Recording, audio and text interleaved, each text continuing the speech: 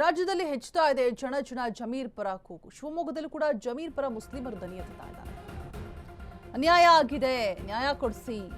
ಒಂದು ಕಡೆ ಜಮೀರ್ ಅಲ್ಲದೆ ಸರ್ಕಾರನೇ ಇಲ್ಲ ಅಂತ ಹೇಳಿಕೆ ಕೊಡ್ತಾರೆ. ಶಿವಮೊಗ್ಗದಲ್ಲೂ ಕೂಡ ಜಮೀರ್ ಪರ ಮುಸ್ಲಿಮರು ದನಿ ಎತ್ತುತ್ತಾ ಇದ್ದಾರೆ. ಜಮೀರ್ ಪರ ಕೂಗು ಜೋರಾಗ್ತಾ ಇದೆ. ಡಿಸಿಎಂ ಮಾಡುವಂತೆ ಆಗ್ರಹಿಸಿ ಪ್ರೊಟೆಸ್ಟ್ ಅನ್ನ ಮಾಡ್ತಾ ಇರುವಂತದ್ದು ಮುಸ್ಲಿಮರು.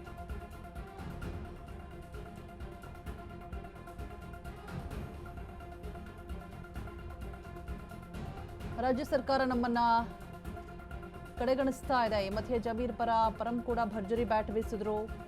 ಜಮೀರ್ ಮೈನಾರಿಟಿ ಸಮುದಾಯದಲ್ಲಿ ಸಮರ್ಥ ನಾಯಕರಾಗಿದ್ದಾರೆ. ಹೀಗೆ ಮಾಡೋ ತಪ್ಪು, ಯಾವ ಕಾರಣಕ್ಕೆ ಅವರಿಗೆ ಮಂತ್ರಿಗಿರಿ ತಪ್ಪಿದೆಯೋ ಗೊತ್ತಿಲ್ಲ ಅಂತ ಹೇಳ್ಬಿಟ್ಟು ಎರಡನೇ ಕಂತಿನಲ್ಲಿ ಸಚಿವ ಸ್ಥಾನವನ್ನ ಕೊಡಿ ಅಂತ ಬೇಡಿಕೆ ಇದೆ. ವರಿಷ್ಠರು ಅದನ್ನ ಪರಿಗಣಿಸ್ತಾರೆ ಅಂತ ತಿಳಿದುಕೊಂಡಿದ್ದೀನಿ ಅಂತ ಕೂಡ ಹೇಳ್ತಿದ್ದಾರೆ.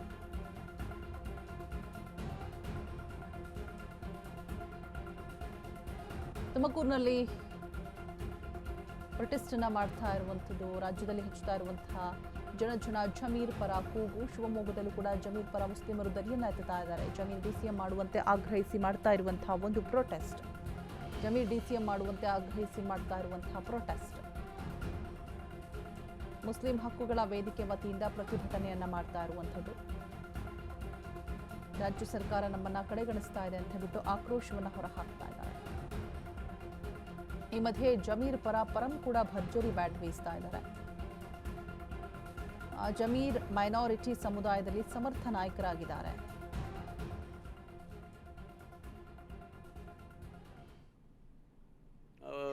ಅವರು ಒಬ್ಬ ಸಮರ್ಥ ನಾಯಕ, ವಿಶೇಷವಾಗಿ ಮೈನಾರಿಟಿ ಸಮುದಾಯದಲ್ಲಿ ಸಮರ್ಥ ನಾಯಕ.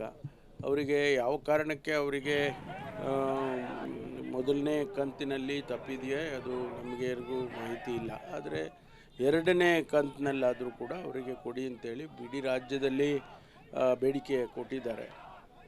ನಮ್ಮ ವರಿಷ್ಠರು ಅದನ್ನು ಪರಿಗಣಿಸ್ತಾರೆ ಅಂತ ಅಂದ್ಕೊಳ್ತೇನೆ. ಒಬ್ಬ ಸಮರ್ಥ ಸಚಿವ, ಒಳ್ಳೊಳ್ಳೆ ಕೆಲಸಗಳನ್ನು ಮಾಡಿದ್ದಾರೆ. ಅದರಿಂದ ಅವರಿಗೆ ಕೊಡೋದ್ರಲ್ಲಿ ಯಾವುದೂ ತಪ್ಪಿಲ್ಲ. ಅವರು ಒಬ್ಬ ಸಮರ್ಥ ನಾಯಕ, ವಿಶೇಷವಾಗಿ ಮೈನಾರಿಟಿ ಸಮುದಾಯದಲ್ಲಿ ಸಮರ್ಥ ನಾಯಕ. ಅವರಿಗೆ ಯಾವ ಕಾರಣಕ್ಕೆ ಅವರಿಗೆ ಮೊದಲನೇ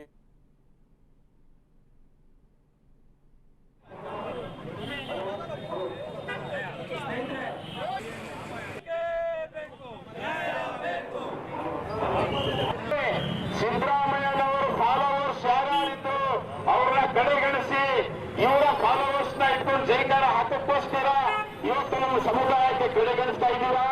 ತಮಗೆ ನಾನು ಎಚ್ಚರಿಕೆ ಕೊಡಕ್ಕೆ ಬಯಸ್ತಾ ಇದ್ದೀನಿ. ಈ ಸರ್ಕಾರಕ್ಕೂ ಸಹ